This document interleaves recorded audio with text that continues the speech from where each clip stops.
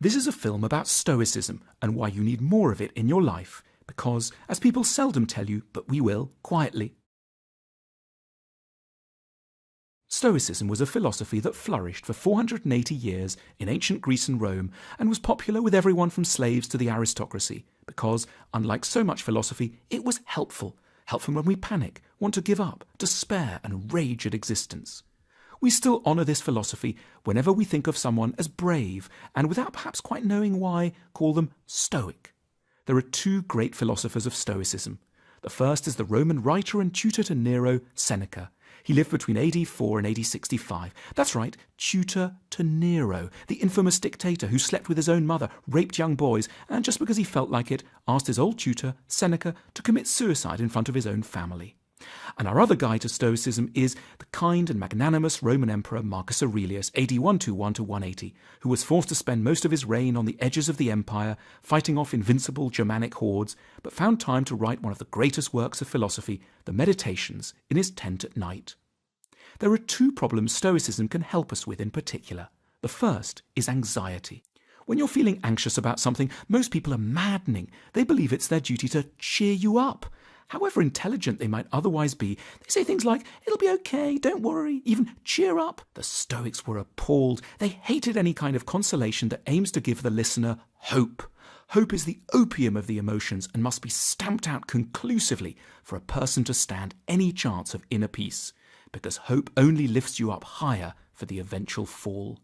The Stoics advise us to take a different path. To be calm, one has to tell oneself something very dark. It will be terrible. I might have to go to prison. The lump really could be malign. I probably will be fired and humiliated. My friends almost certainly will succeed. But, a huge, consoling, Stoic but, one must keep in mind that one will, nevertheless, be okay. Okay, because in the end, as Marcus Aurelius said, we are each of us stronger than we think. Prison won't be fun, nor will losing one's job or being made a laughingstock, but one will get through it. Stoicism emboldens us against the worst fate can throw at us. And if you really, really can't take it, suicide is always an option. The Stoics mentioned this repeatedly. Here is Seneca.